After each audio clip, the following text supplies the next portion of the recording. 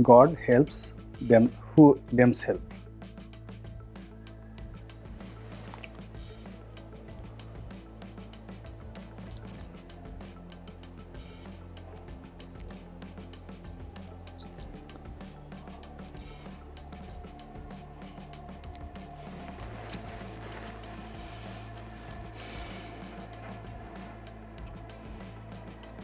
আসসালামু আলাইকুম রহমতুল্লাহি ওয়াবারাকাতুহু। সম্মানিত দর্শক, আমরা শৈশবে একটি প্রবাদ বাক্য পড়তাম, মহান আল্লাহ রাব্বুল আলামিন তাদেরকে সাহায্য করেন যারা নিজেদেরকে সাহায্য করেন। এই প্রবাদ বাক্যটি ইংরেজিতে। এখন এই যে নিজেকে সাহায্য করা বলতে মানুষের পরিশ্রম করা, অন্বেষণ করা কোনো কিছুর, এবং সে যে মানুষ, সেই মানুষের স্তর অনুযায়ী স্থানকাল পাত্র ভেদে তাকে নিজস্ব মর্যাদা নিয়ে চলতে ফিরতে হবে। কোনো অবস্থাতেই 2 টাকার মানুষে 2000 টাকার ভাবসাব দেখানো যাবে না, আবার 2000 টাকার মানুষ প্রয়োজনের তাগিদে 2 টাকার মানুষে রূপান্তরিত হওয়া যাবে না। এখানে আরবিতে একটি শব্দ আছে রিজ্জা, খৌফ এবং রিজ্জা, মানে আপনি কোনো অবস্থাতেই অহংকারী হতে পারবেন না, আবার অবদমিত হতে পারবেন না, নিজেকে একেবারে হীনমন্য ভাবতে পারবেন না। আর আপনি যখন আপনার এই মানবিক সত্তাকে হারিয়ে ফেলেন, অর্থাৎ খুব অহংকারী হয়ে পড়েন অথবা নিজেকে খুব ছোট মনে করেন, তখন আপনার জন্য সমস্ত রহমত এবং বরকতের দরজা বন্ধ হয়ে যায়। আমি অনেক মানুষকে দেখেছি ভিক্ষার জন্য খুব কান্নাকাটি করে। এই রাস্তাঘাটে আমি দাঁড়িয়ে অনেক সময় লক্ষ্য করেছি, ছং করে ভং করে, তারপরে আপনাদেরকে দয়া হবে না, আমাকে 2 টাকা দেন। তো এরকম মানুষ, তারপরে যারা গাড়ির সামনে এসে দরজায় টুক্কা দেন, বেশিরভাগ ক্ষেত্রে মানুষ বিরক্ত হয় এবং এরা বেশি ভিক্ষা একটা পায় না। কিন্তু অনেক লোক দেখা যাচ্ছে যে শুধুমাত্র নীরবে বসে আছে, অন্ধ, অথবা এমনি বৃদ্ধ একজন মানুষ এক কর্নারে বসে আছে। তো সে কোনো শব্দ করছে না, কোরআন শরীফ পড়ছে না, আল্লাহ বিল্লাহ করছে না, প্রার্থনা নাই, কিছু নেই, সে চুপচাপ বসে আছে এবং ক্ষেত্র বিশেষে হাতও পাচ্ছে না। তো অন্যান্য মানুষ যারা আছে তারা হয়তো, যারা ছং ভং করে, তাদেরকে 1 টাকা দিচ্ছে, 2 টাকা দিচ্ছে, 5 টাকা দিচ্ছে। কিন্তু ওই যে একটা লোক, সে দেখা গেল যে হঠাৎ করে এমন এক লোকের দৃষ্টি আকর্ষণ করলো, সে 100 টাকার একটা নোট দিয়ে গেল বা 500 টাকার একটা নোট দিয়ে গেল। তো এটা হলো রিজিক। এই রিজিক একজন ভিক্ষুকের ক্ষেত্রে আমি দেখেছি। একই ক্ষেত্রে ব্যবসা বাণিজ্য, রাষ্ট্র ক্ষমতা, মন্ত্রী এমপি হওয়া, গত সেই 86 সন থেকে 1986 থেকে সাংবাদিক হিসেবে, রাজনীতিবিদ হিসেবে, সমাজের একজন ব্যবসায়ী হিসেবে, ধনিক সম্প্রদায়ের একজন প্রতিনিধি হিসেবে এই সমাজকে তো দেখেছি। এই বাংলাদেশে এমন কোনো ধনী নেই যাদের সঙ্গে, খুব বড় পর্যায়ের ধনী যাদের সঙ্গে এক টেবিলে বসা হয়নি, অথবা যাদের সঙ্গে বসা হয়নি তারা কেউ বলতে পারবে না যে মিস্টার রনি আমাদের চাইতে কোনো অংশে দরিদ্র আছেন। এমন কোনো রাজনীতিবিদ নেই।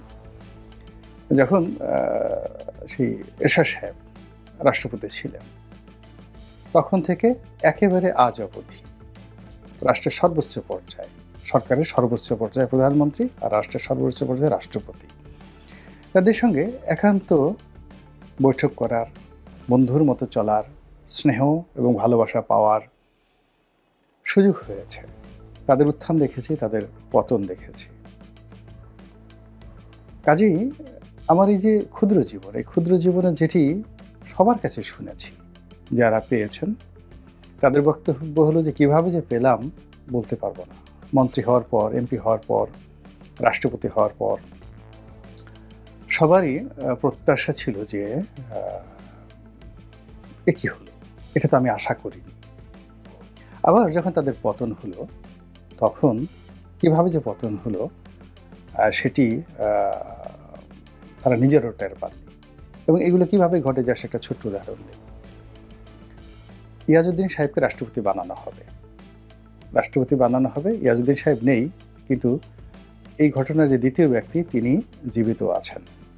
তো যেহেতু তার সঙ্গে আমার এই বিষয়টি নিয়ে কখনো আমি আজকে বলবো এরকম অনুমতি নিইনি, এই জন্য তার নামটি আমি বললাম না, কিন্তু ঘটনা সত্য। তিনি বেগম খালেদা জিয়ার একজন ব্যক্তিগত কর্মকর্তা ছিলেন। তো তিনি সিদ্ধান্ত নিলেন, বেগম জিয়া সিদ্ধান্ত নিলেন যে তিনি ডক্টর ইয়াজউদ্দিন আহমেদকে রাষ্ট্রপতি বানাবেন। তো তিনি তার সেই বিশ্বস্ত লোককে বললেন যে যাও তাকে নিয়ে আসো গাড়িতে করে। তো ঢাকা বিশ্ববিদ্যালয় থেকে তাকে গাড়িতে করে সেই ভদ্রলোক নিয়ে আসছে। ইয়াজউদ্দিন সাহেব তখনও জানেন না যে তিনি দেশের রাষ্ট্রপতি হতে যাচ্ছেন। তো তখন এই যে টেলিফোন কোম্পানির মোবাইল সিমের মূল্য ছিল বেশি, সেটের দাম ছিল বেশি, মোর্শেদ খানের একচেটিয়া ব্যবসা ছিল। আর তখন এই টেলিফোন কোম্পানিগুলোকে চ্যালেঞ্জ দেওয়ার জন্য সরকারি প্রতিষ্ঠান সেই বাংলা লিংক ওই যে এরকম বাংলা লিংক, সম্ভবত বাংলা লিংক সরকারি প্রতিষ্ঠান এরকম তারা মোবাইল টেলিফোন ছাড়বে কম দামে, সিমের দাম কম, কল রেট কম। তো কথাবার্তা হচ্ছিল এবং সবাই স্বপ্ন দেখছিল যে আগামী দিনে তারা বাংলা লিংকের একটা সিম যদি পায় তাহলে নিজেকে খুব সৌভাগ্যবান মনে করবে। তো ওই অবস্থাতে সেই যে ইয়াজউদ্দিন সাহেব তিনি সেই বেগম খালেদা জিয়ার প্রতিনিধি তাকে গাড়ির মধ্যে হাত চেপে ধরলেন। হাত চেপে ধরে তিনি বললেন যে ভাই, আপনার কাছে একটা অনুরোধ, বাংলা লিংক চালু হলে আমাকে কিন্তু 2টো সিম আপনাকে ব্যবস্থা করে দিতে হবে। তো সেই লোক নিজে নিজে চিন্তা করেন এবং তার পরবর্তী একজন ঘনিষ্ঠ বন্ধুকে তিনি বললেন যে হায় হায়, এও কি সম্ভব? এই লোক একটু পরে রাষ্ট্রপতি হবে আর সে আমার কাছে বাংলা লিংকের 2টো সিম চাচ্ছে। বঙ্গবন্ধুর জমানাতে এরকম একজন রাষ্ট্রপতি ছিলেন মোহাম্মদুল্লাহ। অনেক এরকম কাহিনীরা আছে। তো যা হোক, সেদিকে না গিয়ে যেটি বলা যায় সেটি হলো এখানে যা কিছুই ঘটে, বিশেষ করে রাজনীতিতে, এর বেশিরভাগই নিয়তির টানে মানুষ পড়ে যায়, প্রকৃতির খপ্পরে পড়ে যায় এবং আপনার জীবনে যা ঘটার তাই ঘটে। শেখ হাসিনা 1 মিনিট আগেও, হেলিকপ্টার ওঠার আগেও কল্পনা করতে পারেননি তিনি ক্ষমতা হারাচ্ছেন। আবার এখন তিনি বিশ্বাসই করতে পারছেন না তার ক্ষমতা নেই।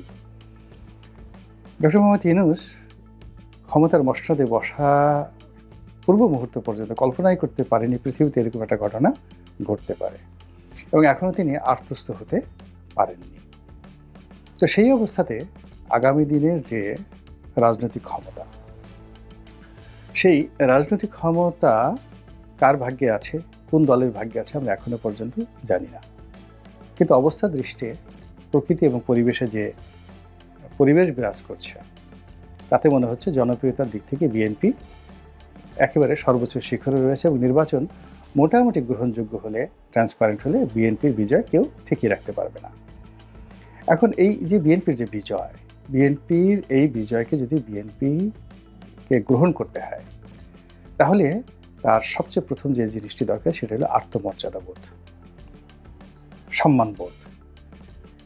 সে রাজা হবে কিন্তু তাকে যদি প্রজার মতো আচরণ করে, সে সেনাপতি হবে, প্রধানমন্ত্রী হবে, মন্ত্রী হবে, উজিরে আজম হবে, আমির হবে, ওমরা হবে, কিন্তু তারা যদি আচার আচরণ করে সমাজের বিভিন্ন শ্রেণী পেশার একেবারে নিম্ন শ্রেণীর মানুষের মতো, তাদের মন মানসিকতা হয়ে যায় রাস্তার পাশের সিগারেটের দোকান থেকে তাদের একটা সিগারেট খেতে হবে, চায়ের দোকান থেকে একটা চা বাকি খেতে হবে,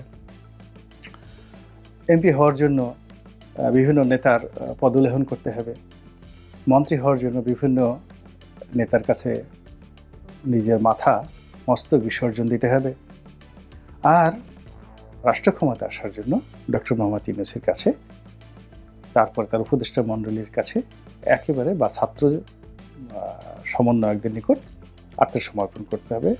আমি মনে করি এটা বিএনপির জন্য আত্মঘাতী এবং দুর্ভাগ্যজনক হলেও সত্যি যে বিএনপির কোনো নেতার মধ্যে এখন পর্যন্ত পরিপূর্ণভাবে প্রধানমন্ত্রী হবেন বা দল ক্ষমতায় আসবে এই ধরনের যে আত্মমর্যাদাবোধ, সিনা উঁচু করে কথা বলার যে শক্তি, এটি এখনও জাগ্রত হয় নাই। তবে সালাউদ্দিন সাহেবের যে কথাবার্তাগুলো আমার কাছে মনে হয় অনেক ডিপ্লোম্যাটিক এবং তার মধ্যে রাষ্ট্রনায়ক নায়কোচিত যে মনোভাব, এটি তুলনামূলকভাবে বেশি।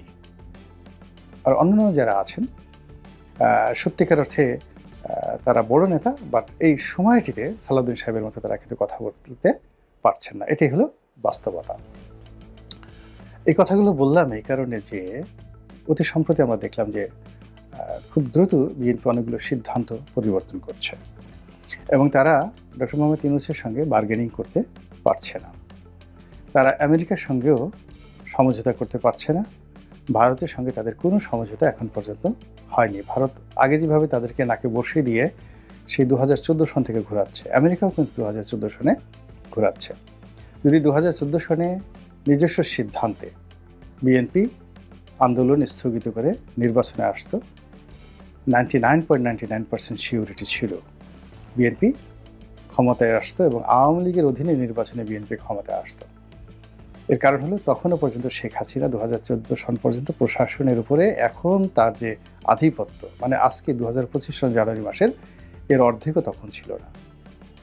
আর তিনি যখন ক্ষমতায় ছিলেন 2018-19 সালে তখন, বা 2023-24 সালে তখন যে ক্ষমতা ছিল তার 1000 ভাগের 1 ভাগ ক্ষমতাও 2013-14 সনের প্রশাসনের উপর ছিল না। আমি নিজে দেখেছি তিনি সর্বোচ্চ চেষ্টা করেছেন শামীম ওসমানকে জিতিয়ে আনার জন্য, সর্বোচ্চ চেষ্টা করেছেন মেয়র মহিউদ্দিনকে জিতানোর জন্য, এবং সর্বোচ্চ চেষ্টা করেছেন গাজীপুরে মান্নান সাহেবকে পরাজিত করে আজমতুল্লাহ সাহেবকে বিজয়ী করার জন্য। এবং আমি এই দুটো নির্বাচন, চট্টগ্রামের মেহুদ্দিন সাহেবের নির্বাচন এবং গাজীপুরের নির্বাচনের সমন্বয়ক, প্রধান সমন্বয়কদের মধ্যে অন্যতম ছিলাম। তো কাজেই ওই সময়টাতে এজেন্সিগুলো কি করেছে, পুলিশ কি করেছে, নেতারা কি করেছে, প্রধানমন্ত্রীর ডিজায়ার কি, পুরো জিনিসগুলো কিন্তু আমি জানতাম। বাস্তবতা হলো আমরা পারিনি, প্রশাসন আমাদেরকে করতে দেয়নি, প্রশাসন ওই কর্তৃত্ব ছিল, নারায়ণগঞ্জে তো দাঁড়াতেই দেয়নি শামীম ওসমানের ওই জায়গাটি। তারপরে চট্টগ্রামে একেবারে বলতে গেলে আমরা তো সার্কিট হাউসের ধারে কাছেই উঠতে পারিনি। এমনকি প্রকাশ্যে যে আমরা মানে এমপি মন্ত্রীরা দেখা সাক্ষাৎ করবো, হাঁটাচলা করবো, প্রচারণা করবো, এটাও নিষিদ্ধ ছিল। আমি গিয়ে উঠলাম, আমার নিজের বাড়ি ছিল ওখানে, সেখানে চট্টগ্রামে রেস্ট হাউস, আমার নিজস্ব রেস্ট হাউস ছিল, সেখানে উঠলাম। তো চট্টগ্রামের ডাক্তার আফসারুল আমিন মন্ত্রী, তাকে ফোন করলাম, সে কোথায়? দেখা গেল যে সে ওই পাহাড়ের উপরে রেলওয়ের একটা রেস্ট হাউস আছে, সেখানে গিয়ে বসে আছে, তার সঙ্গে সেখানে গিয়ে কথাবার্তা বললাম। তো এই ছিল প্রশাসনের ভূমিকা। তো তখন যদি বিএনপি সিদ্ধান্ত নিতে পারত তখন পরিবেশ ভিন্ন হতো। কিন্তু 18 সনে সে যে পরিবেশ আওয়ামী লীগকে বিশ্বাস করেছে, এটা ইতিহাসের একটা সবচেয়ে বড় ব্লান্ডার। আবার একইভাবে 11-এর পর 2008 সনে বিএনপি যে বিশ্বাস করেছে সেটা বিএনপির একটা বড় ব্লান্ডার, ভীষণ রকম ব্লান্ডার।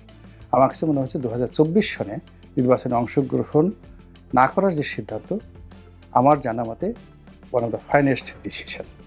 কিন্তু এই যে ডক্টর ইউনূসের এই জমানাতে গত কয়েক মাসে বিএনপি এবং তার নেতৃবৃন্দ যা কিছু করছে, তাদের অনেকের কথা শুনতে খুব ভালো লাগছে, কিন্তু সংগঠনের জন্য, ভবিষ্যৎ রাজনীতির জন্য, রাষ্ট্র ক্ষমতা লাভের জন্য কোনো অবস্থাতে এগুলো আমার কাছে ইতিবাচক মনে হচ্ছে না। আমি পটানোর জন্য, খুশি করার জন্য, নেতৃবৃন্দকে তেল মারার জন্য অনেক কথা বলতে পারি। I know many good language. একেবারে নেতারা নাকে তেল দিয়ে ঘুমাবেন, এরকম সুন্দর সুন্দর কথা আমি জানি। আমি যদি লিখি পক্ষে বিএনপি খুব ভালো করছে ইত্যাদি ইত্যাদি ইত্যাদি, তারেক রহমান সাহেব আগামীর দেশ নায়ক, তিনি যাকে বলা হয় আগামী দিনের কিংবদন্তির প্রধানমন্ত্রী হবেন, জিয়াউর রহমান সাহেব নতুন বাংলাদেশের জাতীয়তাবাদের জনক হবেন, পিতা হবেন, এসব বিষয়ে আমি শেখ হাসিনার জামানাতে লিখেছি।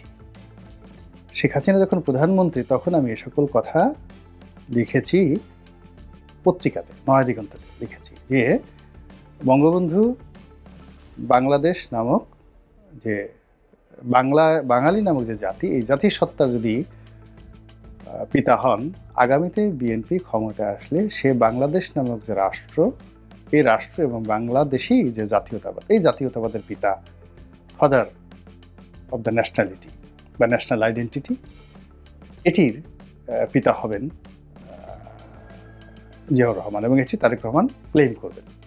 চিন্তা করতে পারেন এই ধরনের ডেঞ্জারাস কথা শেখ হাসিনা যখন ক্ষমতায়, তখন আমি লিখেছি নয়াদিগন্তের পত্রিকাতে, যাকে বলা হয় সম্পাদকীয়তে। তো কাজেই আমি বিএনপির যখন এগুলো দরকার ছিল তখন বলেছি। আর এখন বিএনপিকে যে জিনিসগুলো দরকার সেই কথাগুলো কিন্তু এখন বলছি।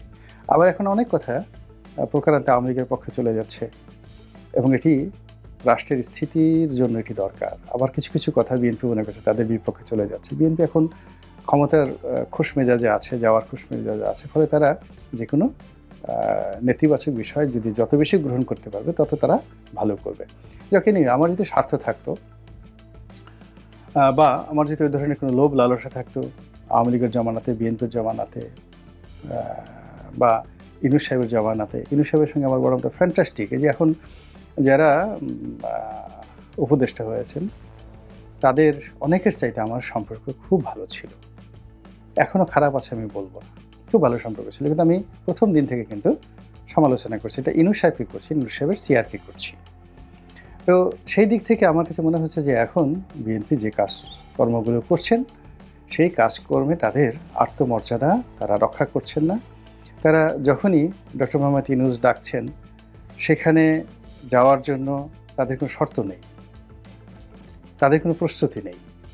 তারা সেখানে যাবেন, কিভাবে বসবেন, মিটিংয়ে কারা কারা উপস্থিত থাকবেন, কী প্রোটোকল হবে, তাদের সম্মান কিভাবে রক্ষা হবে, এই জিনিসগুলো তারা রক্ষা করতে পারছে না। যেমন ধরুন একেবারে সর্বশেষ যে বৈঠকটি হলো, যদি যাকে বলা হয় এই মতানৈক্য কমিশন, রাজনৈতিক মতানৈক্য কমিশনের রাজনৈতিক মতৈক্য কমিশন, এটার নামও মনে নাই, কি ঘোলার ডিম নাম ঠাম দিয়েছে। তো এই কমিশনের যে বৈঠকটি হলো সেই বৈঠকে যাদেরকে দাওয়াত করা হয়েছে, তো কাউকে আমি ছোট করব না, বিএনপির অনেক বড় বড় নেতারা সেখানে গিয়েছেন। আসলে ওই অনুষ্ঠানের বাইরে সাধারণত তাদের সঙ্গে তারা এক টেবিলে বসেন না। ওই অনুষ্ঠানে বিএনপি যদি প্রতিনিধি পাঠাতেন, ছাত্র দলের একজন প্রতিনিধি যেত, যুব দলের একজন প্রতিনিধি যেত, মহিলা দলের একজন প্রতিনিধি যেত এবং বিএনপির মূল দলের একজন প্রতিনিধি যেত। এবং বিএনপির যিনি মূল দলের প্রতিনিধি তিনি কার্যনির্বাহী কমিটির একজন সদস্য। যেমন আমার গলাচিপাতে যিনি আছেন হাসান মামুন, বিএনপির কেন্দ্রীয় কার্যনির্বাহী কমিটির একজন সদস্য। তো তাকে যদি দেওয়া হতো, তিনি যদি বিএনপির প্রতিনিধিত্ব করতে যেতেন, তাহলে ওখানে ঢালাওভাবে সবাইকে যেভাবে দাওয়াত দেওয়া হয়েছে তাতে বিএনপির মান সম্মান